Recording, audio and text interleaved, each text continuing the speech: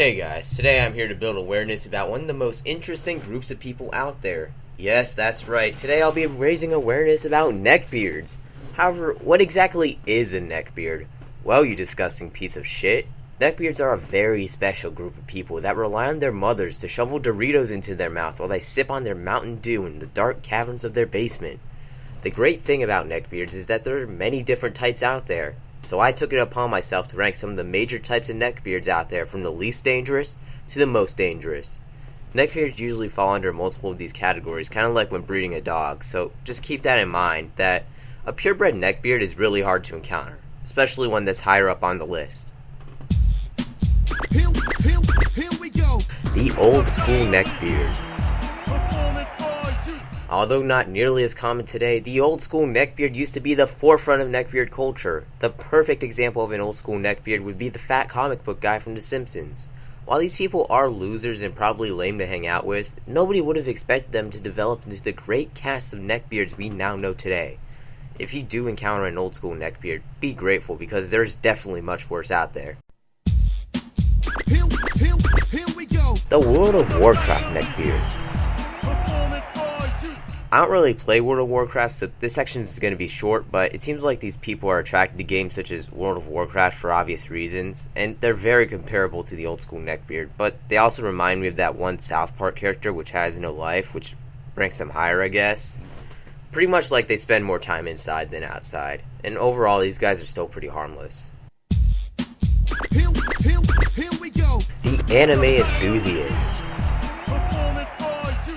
Neckbeards from here on out can make a girl fear for her life just by walking towards them, and this breed of neckbeard is incredibly popular. And although they sometimes have good intentions, they will never beat Japanese as hard as they try to. And I rank this one a solid 5 just for the amount of diversity there is when it comes to these neckbeards. First they're just watching some anime, and the next thing you know they're jacking off to an animated 13-year-old girl and then trying to justify it. If a neckbeard says he watches anime, be careful because that statement can go in any direction from there. Just keep in mind that she is a 5,000-year-old dragon. Here we go. The nice guy. Breaking news! A local man claims to be stuck in the friend zone.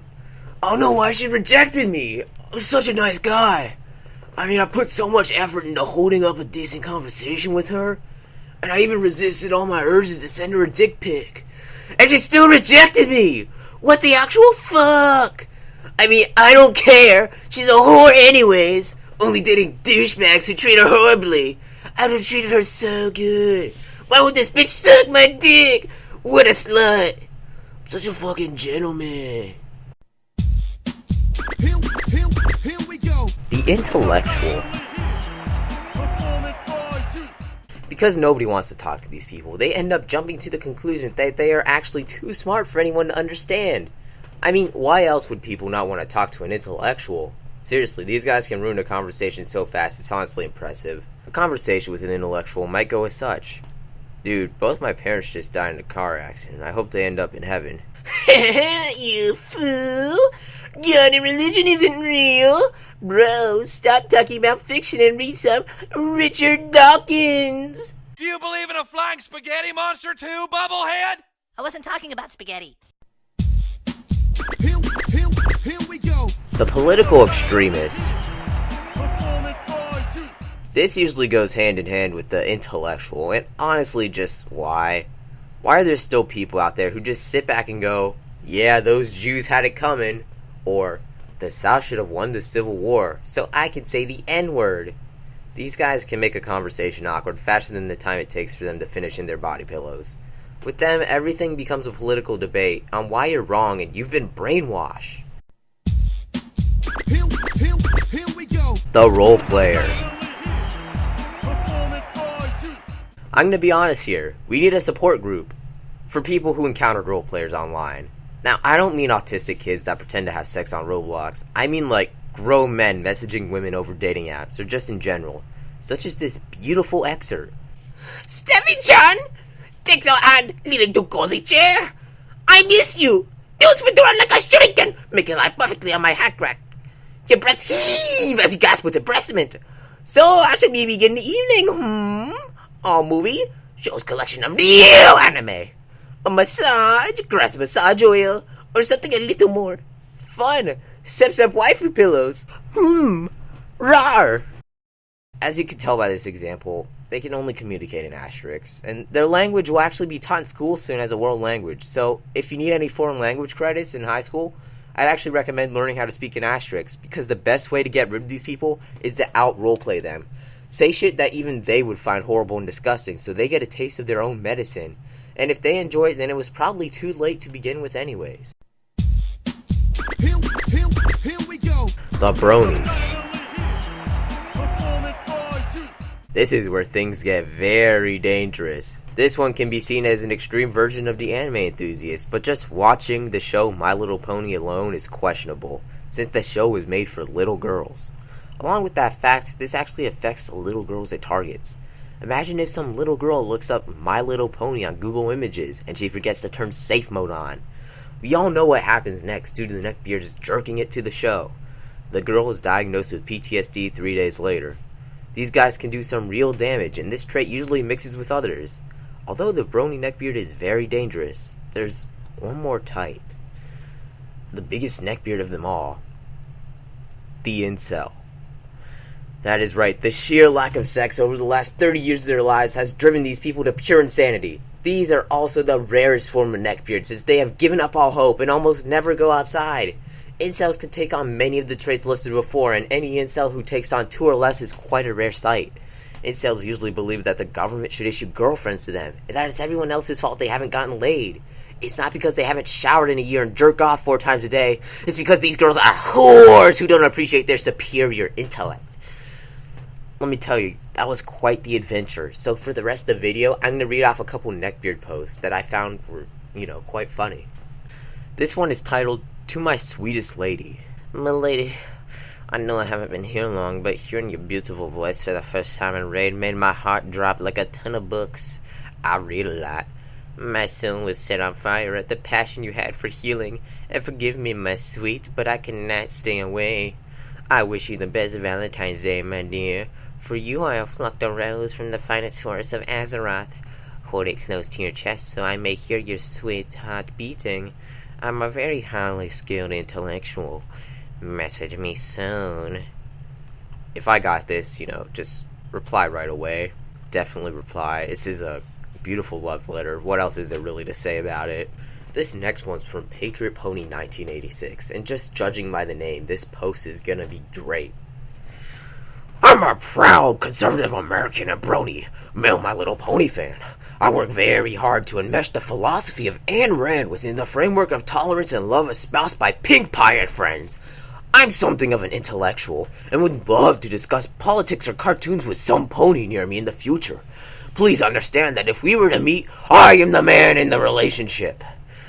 I'm trying to finish the first draft of my ebook entitled Serfdom in Equestria and expose the liberal agenda slowly eroding the freedom in the My Little Pony universe. I'm really good at fashion.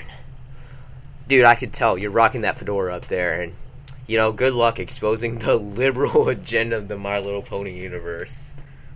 Honestly though, out of all of this, I feel like the worst part is some pony. That's just oof. No, dude. My anger and weapon wielding keeps me from getting friends or a girlfriend. I wish my torment would stop.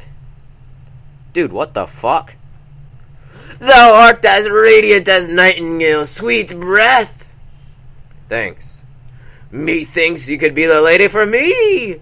Gives you a single red rose. My animalistic desire compels me to ask, wilt thou provide me with JOI so that I may cometh? No, I don't want that. Eyes begin to glow red.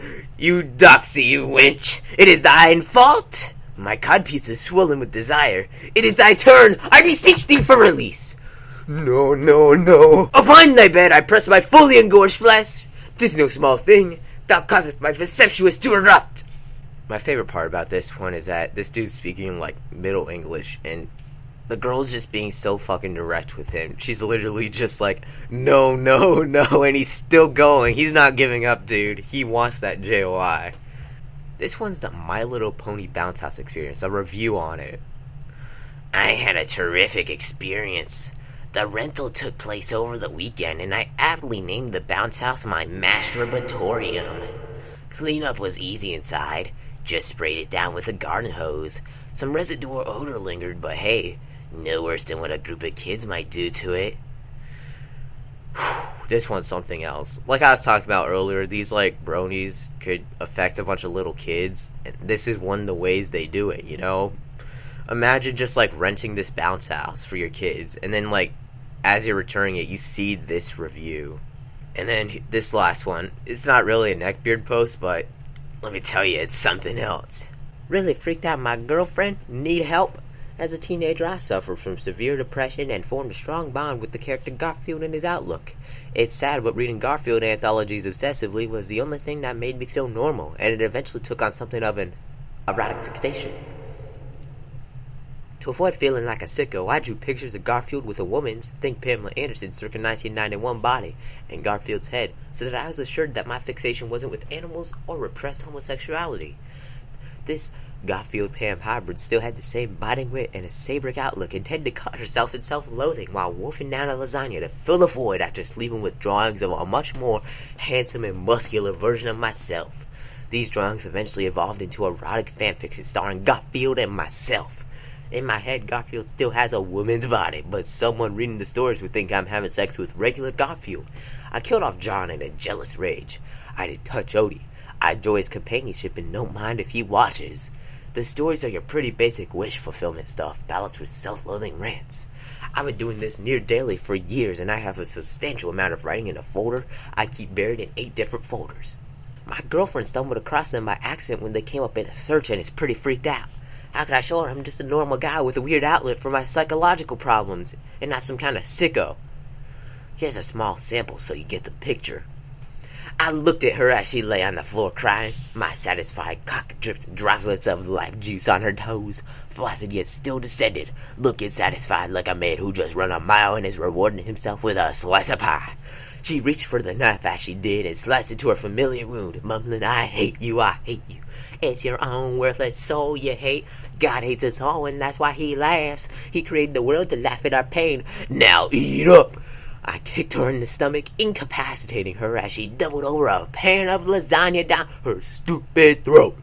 She coughed most of it up, but I made her lick up every last drop as she cried the tears of an empty soul. I found my cock get hard from her pain and went for her ass, rubbing her blood gushing forearm into her stupid face. Odie looked at me with a look of fear mingled with hatred, but he knew not to interfere, and I could tell by his dog-a hard-on that he truly didn't mind. She would suck him off later for my amusement. I made her suck many people off to gain friends in the community, but mostly to humiliate her and destroy any self-esteem she had left. Wow, that was something else, let me tell you. Now you guys know what life juice means. If you saw Rollercast 4, we just kind of set it out of context sometimes. Yeah, this post was something else, let me just say. My real question is, like, how did he get a girlfriend in the first place? Like, did she just, like, see his doggy hard on and just, like, go for it, dude? Yeah, I'm fucking done with this. See you guys next time. I hope you enjoyed this. I know this one wasn't really a neckbeard post, but, I mean, I had to include it. Just look at it. It's such a good post.